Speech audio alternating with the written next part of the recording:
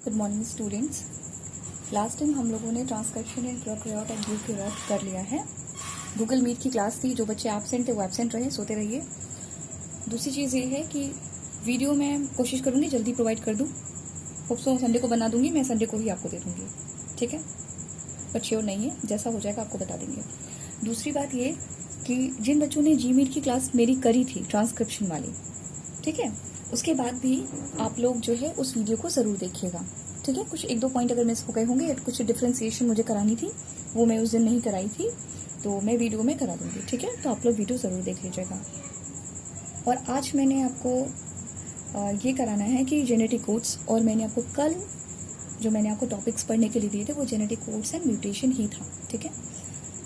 थोड़ा बहुत समझ में आया होगा, जो चीज़ें नहीं समझ में आई हैं क्योंकि बेसिक था, बहुत ज़्यादा टफ नहीं था, इस वजह से मैंने आपको करने को कहा था। और आज हम उस चीज़ को डिटेल में देख लेते हैं, ठीक है। तो आज हम लोग स्टार्ट करेंगे जेनेटिक कोड्स। आपको अच्छे से पता है, चाहे इन्फॉर्मेशन डीएनए की थी चाहे आरएनए की है, दोनों के दोनों कोडिंग सीक्वेंसेस थे, ठीक है। कोडिंग सीक्वेंसेस थे और किसके, वही न्यूक्लियोटाइड में लगा हुआ बेस पेयर है ना, नाइट्रोजनस बेस पेयर जो है आपके पास वही है, ठीक है। अब जो है, अब आपको पता है कि सारी कोडिंग अब ट्रांसक्रिप्शन के बाद किसके पास है, इस वक्त जब ये ट्रांसक्राइब हो चुका है तो अब आपके पास सारी इन्फॉर्मेशन किसके पास है, आरएनए के पास है। डीएनए ने जो भी इन्फॉर्मेशन सेंड करी है वो आरएनए के पास है, ओके। अब आरएनए से हमें क्या बनाना है, प्रोटीन बनाना है। ये वाला प्रोसेस हम बाद में देखेंगे कि किस तरह से ट्रांसलेशन होती है, ओके। ट्रांसलेशन वाला पॉइंट बाद में देखा जाएगा। अभी देखना है कि जो आरएनए के ऊपर जो कोडिंग है एक्चुअली वो कैसी है, ठीक है। अब ध्यान दो, जब आपके पास नाइट्रोजनस बेसिस थे, उसकी आपके जो है कॉम्प्लीमेंटैरिटी के फॉर्म में उसको फॉर्म किया गया आरएनए में, एमआरएनए ने उसको फॉर्म कर लिया। अब ध्यान दो, जो आपके नाइट्रोजनस बेसिस हैं, यही जो कोड्स हैं यही बताएंगे कि कौन सी अमीनो एसिड लगानी है, ठीक है। बताया था मैंने, ऐसे ही होता है। ये आपका एमआरएनए, इस पे आप जो भी कोड करना चाहें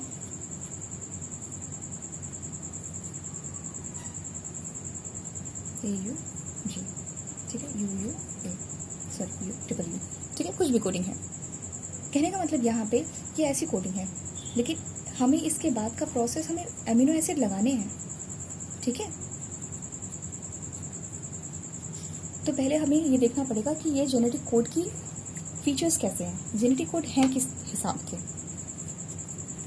वैसे तो बहुत सारे अमीनो एसिड प्रेजेंट हैं, लेकिन 20 ऐसी अमीनो एसिड्स हैं जो कि ट्रांसलेशन के वक्त काम आएंगी, यानी जिनसे बाद में प्रोटीन बनेगा, और यही प्रोटीन हमारी बॉडी में एक कैरेक्टर के तरीके से या ट्रेड के तरीके से दिखाई देंगी, ठीक है, ऐसे दिखाई देंगी, ठीक है, किसी भी फीचर के तौर पे ये दिखाई देंगी, ठीक है।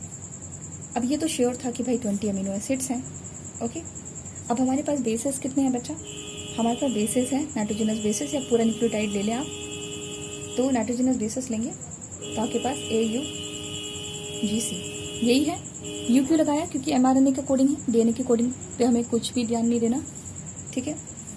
अब ये सोचा गया कि किस हिसाब से हम ये कोड होंगे, किस हिसाब से ये कोड होंगे कि 20 अमीनो एसिड को ये कोड कर पाएँ, किस हिसाब से होंगे। मान लो हमारे पास बहुत सारी अमीनो एसिड्स हैं, हम मिथियोनिन है, सेरिन है, लाइसिन हो गई, और जो है और भी 2-4, ठीक है, तो फिनाइल एलानाइन हो गई। तो ये सारी चीज़ें हम कैसे कोड करेंगे, ये सब बहुत सारी अमीनो एसिड 20 अमीनो एसिड से मिलाकर टोटल 20 अमीनो एसिड्स। अब सपोज अगर हम एक एक बेस पेयर को कंसिडर करें कि सपोज ए से एक अमीनो एसिड बनेगी कोई भी, लाइक सपोज सेरिन बन रही है, सेकेंड से यू वाले से दूसरी बन रही है, सपोज मिथियोनिन बन रही है, ठीक है, इससे आपकी अर्जिनाइन बन रही है, ठीक है। इसके बाद सपोज सिस्टीडीन बन रही है, ऐसे बन रही है, ठीक है, ये 4 हो गए। लेकिन हमारे पास तो 20 है ना, अगर अभी हमारे पास कोड, ये आपके पास ये बेसिस तो इतनी है, अगर इसकी रिपीटिशन भी होती है तो अगेन ये ऐसे ही कुछ आएगा, कुछ भी ये इन्हीं में से आएगा, जो भी बेसिस होंगे इन्हीं को रिपीट कर सकते हैं, है ना। तो यानी कि जब भी हम दोबारा आपके बेसिस को रिपीट करेंगे तो यानी सेम लगनी चाहिए। ए को वापिस से सेरीन होनी चाहिए, फिर जी के लिए कौन थी, अर्जिनाइन होनी चाहिए, फिर यू के लिए जो आपने बताया मिथुनाइन वो होनी चाहिए, फिर ए के लिए अगेन सेरीन होनी चाहिए। तो यानी कि हमारे पास तो 20 है ना। और ये अगर हम सिंगल आप ये सोच लें कि सिंगल बेस पेयर एक ही अमीनो एसिड को कोड करेंगे तो इस तरह से आप सिर्फ कितने रिजल्ट्स ला पाएंगे, 4 अमीनो एसिड बना पाएंगे, ठीक है। लेकिन हमारे पास 20 है, तो इट मीन्स कि ये सिंगुलर फॉर्म में नहीं अवेलेबल है। बात समझ पा रहे हैं? रुको, कैमरा हिल गया। ओके, इसका मतलब है कि अमीनो एसिड को कोड करने के लिए सिंगल बेस पेयर काम नहीं कर रहा है, ठीक है। अब चलो इसे डबल कर लेते हैं, ठीक है। अब सपोज हमारे पास इसमें सारे हैं, कोई क्लॉस में है, सी बना लेते हैं चलो यहाँ पे।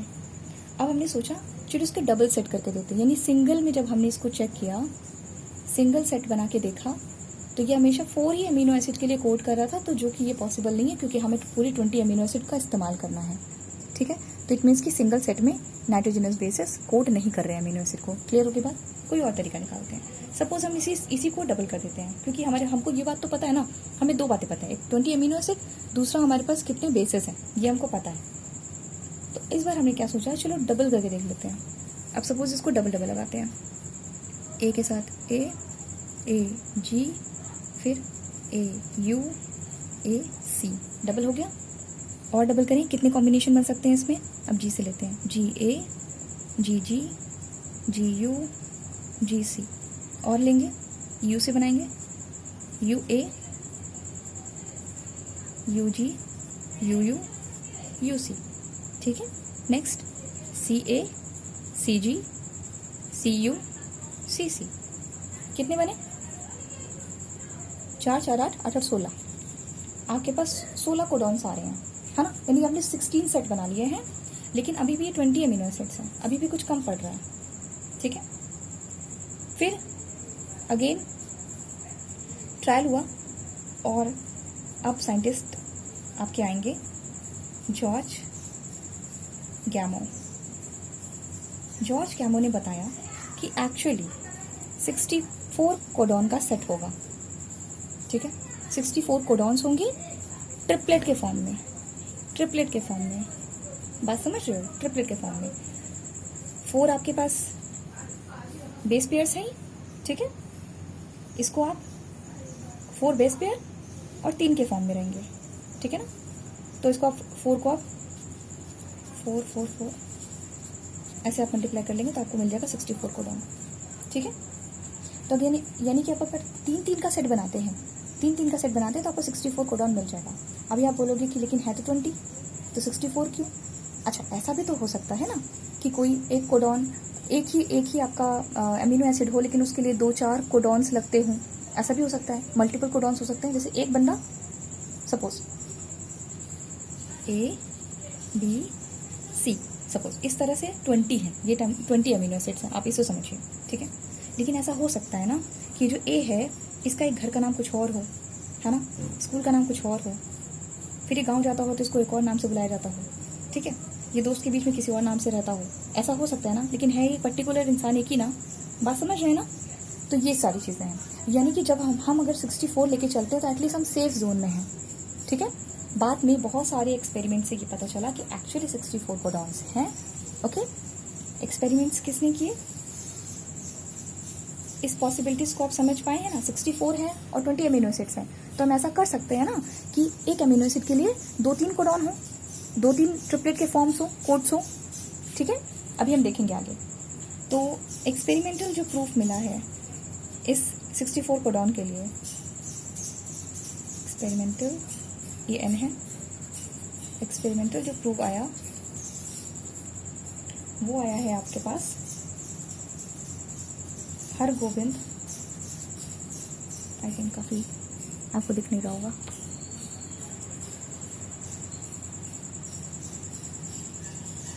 हरगोविंद खुराना। इन्होंने, ध्यान से देखो, इन्होंने फर्स्ट आर्टिफिशियल, डिटेल में नहीं जाना कैसे एक्सपेरिमेंट किया, ये नहीं, सिर्फ इन्होंने क्या किया ये थोड़ा देख लेना है। आर्टिफिशियल आरएनए मॉलिक्यूल बनाया जिसमें इन्होंने काफ़ी डिफरेंट तरीके के, जो मैं बोल रही हूँ उस पर ध्यान देना, काफ़ी डिफरेंट तरीके के नाइट्रोजनस बेसिस का इस्तेमाल करके इन्होंने आरएनए मॉलिक्यूल बनाया, फर्स्ट आर्टिफिशियल आरएनए मॉलिक्यूल। इससे उन्होंने पता लगाया, इनको पता चला कि अच्छा ठीक है 64 कोडॉन्स ही हैं। ठीक है, कुछ करना नहीं है आपको, बस एक्सपेरिमेंटल प्रूफ्स आपको देख लेने हैं। पहला हरगोबिंद खुराना वाला हो गया। दूसरा नीरेनबर्ग ने किया। नीरेनबर्ग इन्होंने क्या किया, एक सेल फ्री एनवायरनमेंट में सिंथेसिस करवाया, किसका, प्रोटीन का।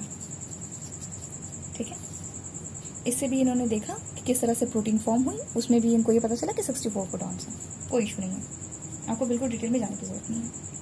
फिर आए थे सेव्रो ओका।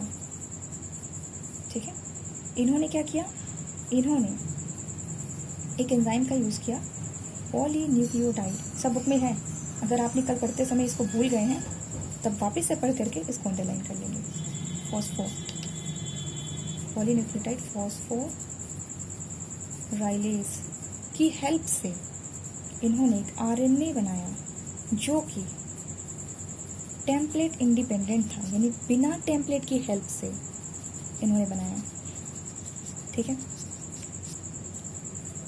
इतनी बातें क्लियर है। और ये सारे एक्सपेरिमेंटल प्रूफ्स हैं किसके लिए, जेनेटिक कोड्स के लिए। चलो आगे चलते हैं। अब आगे हमको ये देखना है कि जो 64 कोडॉन है इसकी कहानी देखनी है। ये जो 64 कोडॉन है एक्चुअली इसमें जो वर्क करेंगे 61 कोडिंग है, यानी 61 तो कोड करते हैं, बाकी के जो तीन हैं वो स्टॉप कोडॉन्स हैं, यानी जहाँ पे काम रोकने की बारी आती है वहाँ पे ये काम करते हैं। ठीक है, स्टॉप कोडॉन्स कहते हैं या एंटी और नॉनसेंस कोडॉन कहते हैं, नॉनसेंस कोडॉन कहते हैं। ठीक है, कहीं एंटी भी मिल जाए तो कोई इशू नहीं है, नॉनसेंस लिख सकते हो, स्टॉप कोडॉन के नाम से ज़्यादा पूछा जाता है। ठीक है, चलो आगे चले। अब हम लोग देखेंगे इनकी प्रॉपर्टीज़। 61 कोडिंग है, 3 स्टॉप कोडॉन है, जहाँ पे हमें कोई काम स्टॉप करना होता है वहाँ पे हमारे पास 3 कोडॉन है, उसको लगा देते हैं। कौन कौन से, अच्छा देख ही लो आपके पास, देखो इसे ऐसे करते हैं। सपोज किसी ने मुझे बुलाया, मैं कौन हूँ, अश्लेषा गौतम, मेरा नाम अश्लेषा गौतम। अब किसी ने मुझे बोला यू अश्लेषा इधर आओ, ठीक है, UAA, तो मैं कंफर्मेशन के लिए मैंने बोला मैं, तो उन्होंने बोला यस यू अश्लेषा गौतम। फिर से मैंने बोला क्या मैं, फिर उन्होंने बोला yes you Gautam Ashlesha. Clear हो गई बात? It's a funny trick but actually मेरे को काम कर जाती है। अगर आपको याद करना है, अगर कोई, देखो पहले तो ये बात है कि बायोलॉजी मैं ही पढ़ा रही हूँ, तो मेरे नाम से याद कर लोगे तो आपको हमेशा याद रहेगा शायद, है ना। और कुछ और बनाते हो, अगर आपके लिए बहुत ईजी हो जाता है तो कोई इशू नहीं है, आप बना लो। मैं कैसे पढ़ती हूँ, यू अश्लेषा, मैं अश्लेषा बोलती थी एक्चुअली। ठीक है, you Ashlesha then Ashlesha Gautam then Gautam Ashlesha, done. ठीक, स्टॉप कोडॉन, यही 3 है स्टॉप कोडॉन। अगर हमें कोई काम, यानी कि जब चेन आपकी पूरा बन रही होगी, ठीक है ना, आपकी जो चेन होती है जहाँ पर भी ये काम होगा वहाँ पे ट्रांसलेशन फिर बंद हो जाएगा, काम खत्म। ठीक है, ये स्टॉप कोडॉन है। तो जहाँ पे हमें काम अपना बंद करना होता है, ठीक है, वहाँ पे हम ये कोडॉन, जहाँ पे ये कोडॉन लगा होता है फिर ट्रांसलेशन इसके आगे नहीं होती। तो चाहे UAA लगा हो, चाहे UAG लगा हो, चाहे UGA लगा हो, ये एग्जाम में आता है, इंपॉर्टेंट है, इंपॉर्टेंट। ठीक है, ओके, अच्छा ठीक है, तो ये स्टॉप कोडॉन हो गया। अब 21 आपके पास है जो क्या करते हैं, जो कोड करते हैं। तो यहाँ आपको थोड़ा सा ध्यान देना है। चलो कलर चेंज करते हैं, फिर पढ़। अब एक और देखो, आपको ये 3 याद करना है और एक ये याद करना है। अच्छा देखो, AUG कैसे याद करोगे, आप अंडर ग्रेजुएट प्रोग्राम पे जाओगे अभी आप, है ना, UG कोर्स करोगे ना, मेडिकल का जो कोर्स करोगे, जब कभी चाहे BSc करोगे या फिर चाहे आप उसमें बनोगे, मेडिकल स्टूडेंट बनोगे, MBBS स्टूडेंट बनोगे, तो अभी आपका कोर्स क्या रहेगा, अंडर ग्रेजुएट कोर्स रहेगा। AUG कर लो, ठीक है, ऐसे कर लो। इलाहाबाद यूनिवर्सिटी से आप क्या कर रहे हैं, ग्रेजुएशन कर रहे हैं, इलाहाबाद यूनिवर्सिटी से ग्रेजुएशन, डन। तो अभी अभी आपने इलाहाबाद यूनिवर्सिटी से ग्रेजुएशन क्या की है, स्टार्ट करी है। बस अगर आपने इस तरह से याद कर लिया तो आपके लिए ज़िंदगी भर के लिए ये फिनिश हो गया। स्टॉप के लिए मेरा नाम यूज़ करो, स्टार्ट के लिए इलाहाबाद यूनिवर्सिटी से आपने ग्रेजुएशन स्टार्ट करी है, यानी ये एक स्टार्ट कोडॉन है जहाँ पर आपको AUG मिल जाएगा mRNA में, वहाँ से ट्रांसलेशन फटाफट शुरू हो जाती है, ठीक है। या फिर आपको जब भी काम शुरू करना होता है वहाँ AUG हमेशा लगा हुआ मिलेगा और वहीं से आपकी काम स्टार्ट होगा। बात समझ में आ गई? ये स्टार्ट कोडॉन है, एटलीस्ट ये काम करने के लिए स्टार्ट है, यानी कोडिंग करेगा, है ना। एक्चुअली ये मिथियोनाइन को कोड करता है, ये मिथियोनाइन को कोड करता है। किस अमीनो एसिड को? मिथियोनाइन को। डन। चलो आगे चले। अब हम लोग क्या पढ़ने वाले हैं? हम लोग पढ़ने वाले हैं कैरेक्टर्स। अब कैरेक्टर्स पढ़ रहे हैं हम लोग किसके? जेनेटिक कोड्स के। बहुत बड़ी टेबल दी हुई है, वैसे तो उसको बनाना टफ नहीं होता है, बहुत इजी होता है, लेकिन आपको बनाने की बिल्कुल ज़रूरत नहीं है, ठीक है। उस कोड को कुछ भी याद नहीं करना, जितना मैंने बताया उतना याद रखो। 1-2 और आएंगे रास्ते में, बस उसको याद करना पड़ेगा, बाकी कुछ याद करना नहीं पड़ेगा, ठीक है। चलो कैरेक्टर्स देखें। पहला कैरेक्टर है अनएम्बिग्यूअस होना। इसका मतलब होता है undoubtedly, without any confusion. Unambiguous plus specific होना। बात समझ गए? क्या कह रहा है? इसका मतलब है कि जो आपका कोडॉन होगा, जो आपका कोडॉन होगा वो सिर्फ एक अमीनो एसिड को कोड करेगा। एक कोडॉन एक अमीनो एसिड को कोड करेगा। इतनी बातें क्लियर है? पहला लाइन ये है, ये पहला आपका स्टेटमेंट है। अभी देखेंगे किस तरह से ये स्टेटमेंट टूटेगा या डिफर जाएगा। पहली प्रॉपर्टी आपकी क्या है? अनएम्बिगुअस होना और स्पेसिफिक होना। अनएम्बिगुअस मतलब विदाउट एनी कंफ्यूजन, कोई कंफ्यूजन नहीं है कि एक कोडॉन एक अमीनो एसिड कोड करेगा। क्लियर हो गई बात? चलो आगे चलें। आगे है डीजेनरेट। दूसरी प्रॉपर्टी है इनकी डीजेनरेट की। डीजेनरेट, देखो इसमें क्या होता है। अब थोड़ा सा उल्टा करेंगे। एक एमिनो एसिड, देखो एक एमिनो एसिड कई कोड्स के द्वारा कोड किया जा सकता है, ठीक है। कई कोड के द्वारा, यानी कि यहाँ पे मेनी कोड्स। पहला कह रहा है अक्सर ऐसा है कि एक कोडॉन, एक सेट ऑफ कोडॉन है, एक कोडॉन, कोडॉन किसको बोल रहे हैं? ट्रिपलेट को ना। एक कोडॉन एक एमिनो एसिड को कोड करेगा, ठीक है। जैसे AUG मिथ्योनाइन को कोड करता है, एक कोडॉन मिथ्योनाइन को ही कोड कर रहा है, ठीक है। अब यहाँ तो कोई टेंशन नहीं है, ठीक है। आगे चलें। अब आगे है ये वाला आपका मैनी कोड, यानी एक एमिनो एसिड के लिए बहुत सारे कोड भी हो सकते हैं। ये इसको थोड़ा कॉन्ट्राडिक्ट करता है, कंफ्यूजन में मत रहना, दोनों अलग अलग है। एक कोडॉन एक एमिनो एसिड, एक एमिनो एसिड के लिए बहुत सारे कोडॉन, ठीक है। यहाँ तक समझ में आई? इसके बाद आपकी थर्ड प्रॉपर्टी हो जाती है कि आपके कोडॉन्स कंटिग्यूअस मैनर में लिखा होगा और कंटिग्यूअस फैशन लिखा हुआ है। इसका मतलब ये होता है कि जब भी आपके पास कोडॉन्स आएंगे, सपोज AUG UUU, मैंने तो कॉमा खुद ही लगा दिया, I'm so sorry बेटा, ध्यान से सुनो। AUG UUU UAG, ध्यान से देखो। जब भी कोड्स लिखे जाएंगे, कोई स्लैश, कोई कॉमा, कोई स्टार, कोई गैप नहीं दिया जाएगा। एक कंटिग्यूअस फैशन में या कंटिन्यूअस फैशन में लिखा रहेगा। AUG हुआ, फिर ये हुआ, हम ट्रिपलेट बोल रहे हैं ना, एक ये सेट है, एक ये सेट है, एक ये सेट है, सब कंटिन्यूअस है। अंडरस्टूड? यहाँ तक क्लियर है? आगे चलें। इसके बाद हम लोग देखेंगे नेक्स्ट। थोड़ा सा टाइम दो पेपर टर्न करने के लिए। इसके बाद हम देखेंगे कि नेक्स्ट पॉइंट आपका नियरली यूनिवर्सल। अगर आपका ध्यान यूनिवर्सल पे गया है तो मैं आपको बता दूं कि नियरली पे ध्यान आपको देना होगा कि कोडॉन्स नियरली यूनिवर्सल होते हैं। कहना चाह रहे हैं कि ज़्यादातर अगर आप प्रोकैरियोट से यूकैरियोट तक चले जाइए, आपको ऐसे बहुत सारे कोड्स मिलेंगे जो सिमिलर होंगे। प्रोकैरियोट में भी वही होगा और यूकैरियोट में भी वही होगा, लेकिन नियरली का मतलब होता है ऑलमोस्ट सेम, यानी कि चेंजेस आ सकते हैं, कहीं चेंजेस हो सकते हैं, उसको आपको कंसीडर नहीं करना है। जैसे इसका एग्जांपल देख लो, जैसे ट्रिपल यू जो है ये फिनाइल एलानाइन को ये कोड करता है, NiNe को कोड करता है, फिर चाहे वो बैक्टीरिया हो फिर चाहे वो यूकैरियोट हो। सब में अगर यू है तो बैक्टीरिया में भी वही हो और हमारे यूकैरियोट में भी वही है, ठीक है। तो नियरली पे ध्यान दो, ऑलमोस्ट यूनिवर्सल है, ठीक है। और एक मैं आपको और बता दे रही हूँ, नॉन ओवरलैपिंग।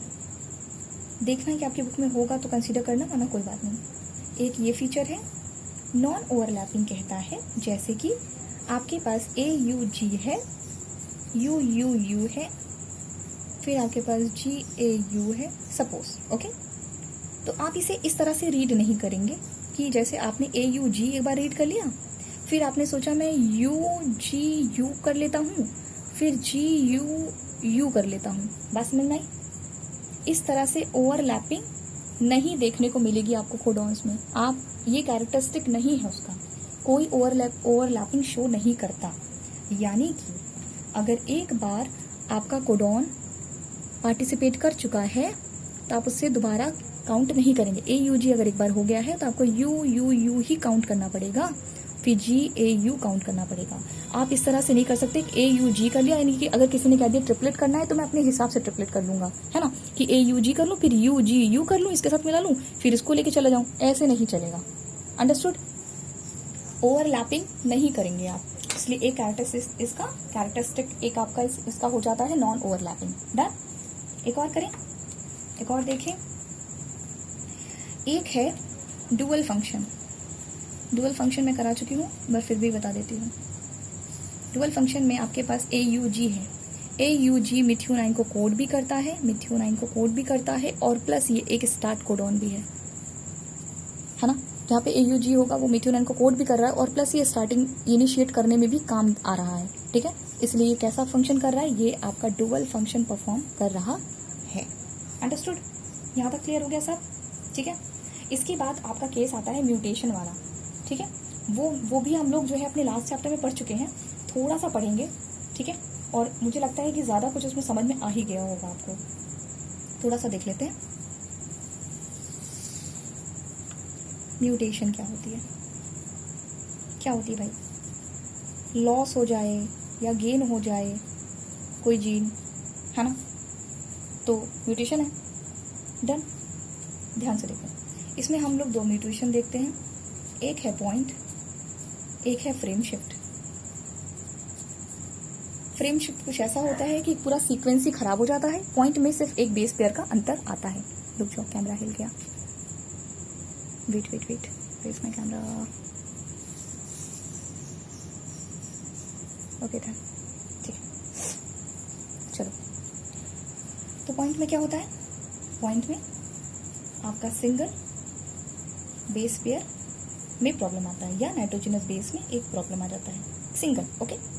फ्रेम शिफ्ट में यहाँ पे मोर देन वन हो सकता है, वन और मोर, एक्चुअली मोर देन वन कहते हैं तो ही सही लगेगा, मोर देन वन होता है, ठीक है, और वन भी कह सकते हो, लेकिन कुल मिला के पूरा शिफ्टिंग हो जाती है, जो भी आप अभी आपको एग्जाम्पल में समझाते हैं, ठीक है। जो भी पैटर्न होता है आपके न्यूक्लियोटाइड का, उस पैटर्न में बहुत बड़ा चेंज होता है। अगर एक या एक से ज़्यादा करके चेंज आते, धीरे धीरे करके आते, ग्रेजुअली आते, इकट्ठा नहीं आता, ठीक है, तो उसमें पूरा आपका सीक्वेंस खराब हो जाता है।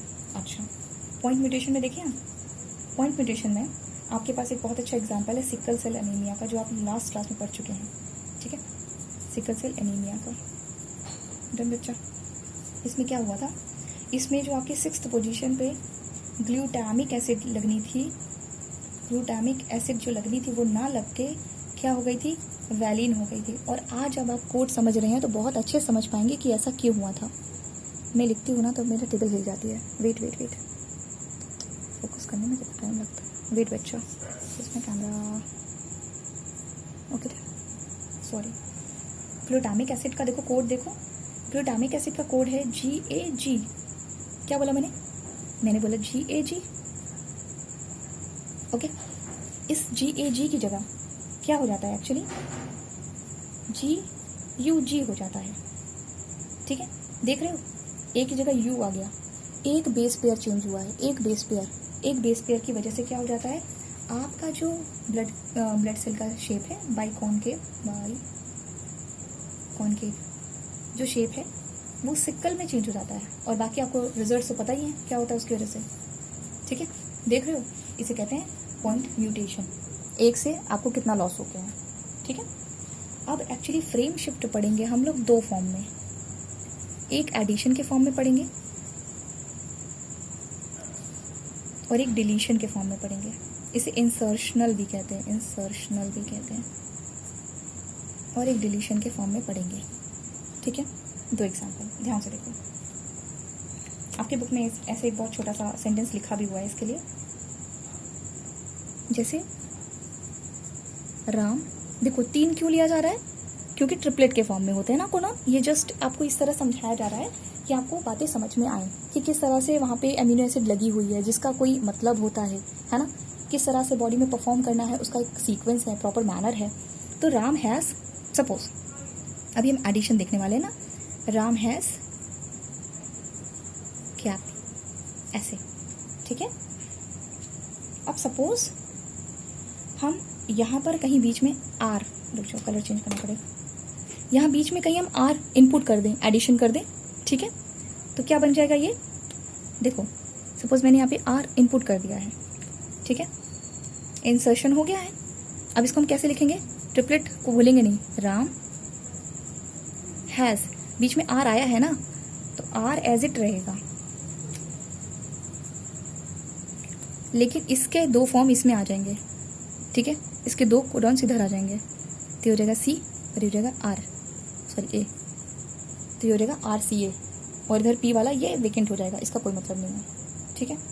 बात समझ रहे हो आप, चलो नेक्स्ट वाले में मैंने यहाँ पर ही एक E और ऐड कर दिया, ठीक है। अब ये हो जाएगा राम हैज़, यहाँ हो जाएगा RE, और अब CA का क्या हो जाएगा, यहाँ पे C हो जाएगा और इधर A और P हो जाएगा। बात समझ पा रहे हो। अब सपोज मैं एक और अल्फ़ाबेट ऐड कर दूँ जैसे कि D, ठीक है, तो अब क्या हो जाएगा, यहाँ पे मैं पहले से लिख लेती हूँ RED, red, RAM Ram has red, और ये C, अब ये D ऐड कर दिया ना, तो 3 हो गया ना, 3 हो गया, C उधर चला गया, क्या डन। देखो यहाँ पर जो इंसर्शनल का एग्जाम्पल है ये आपको सेंसिबल स्टेटमेंट अभी भी दे रहा है। पहले था राम हैज़ कैप, और अब ज़रा सा उसका क्या हो गया है, उसकी इम्पोर्टेंस बताया है, एक एडजेक्टिव की तरह इसमें ऐड हो गया है, रेड ऐड हो गया, डन। तो क्या कहना चाह रहा है कि राम हैज़ रेड कैप, अभी भी ये सेंसिबल है। तो कहना हम ये चाहते हैं कि एडिशन हो या फिर आपका डिलीशन हो, कभी कभी लॉस होता है, कभी कभी आपको फ़ायदा हो जाता है। यहाँ पर एक पॉजिटिव एटीट्यूड के साथ जैसे शो किया गया है कि यहाँ पे आप देख सकते हैं कि किस तरह से किसी चीज़ की एडिशन हो सकता है। ये इस चीज़ की ज़रूरत अभी तक नहीं थी, राम हैज़ कैप से भी वो सेटिस्फाइड था, ठीक है ना। लेकिन अब हमने अगर इसमें रेड ऐड भी कर दिया तो भी कुछ खास चेंजेस नहीं हुए, खास चेंजेस इन द सेंस कि नेगेटिव फॉर्म में कोई चेंजेस नहीं हुआ है। और इवन रेड ये एक अच्छा पॉइंट भी शो कर रहा है कि अच्छा उसके पास रेड कलर की कैप है, नॉट एन इशू, ठीक है ना।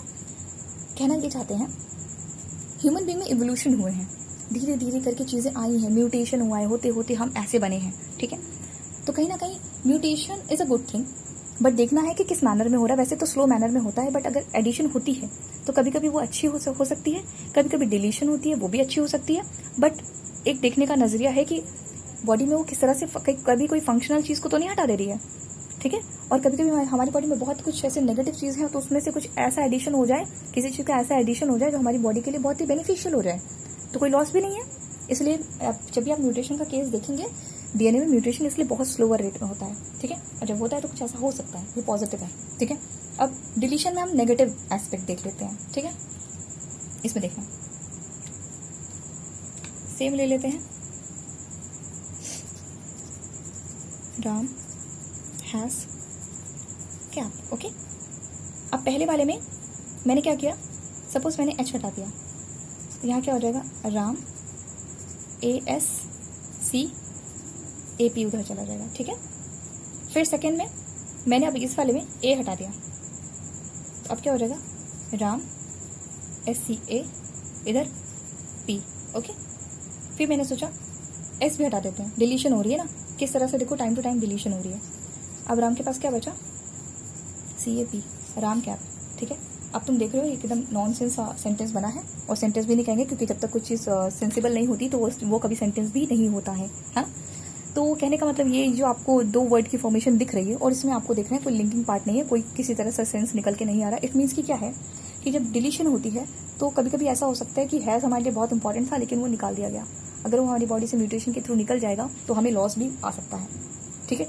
हमारी सपोज ये हमारी फिजियोलॉजी है, हमारी फिजियोलॉजी में अंतर दिख रहा है ना आपको, हैज़ निकल गया, ठीक है। सपोज वो किसी इंपॉर्टेंट एमिनो एसिड को कोड करता हो या किसी इंपॉर्टेंट स्ट्रक्चर को कोड करता हो तो फिर आगे चल के फिनोटिपिकली तो वो दिखने वाला नहीं है और वो आपको भी पता चल जाएगा किस तरह से वो आपकी बॉडी में लॉस क्रिएट कर रहा है। डन बच्चा।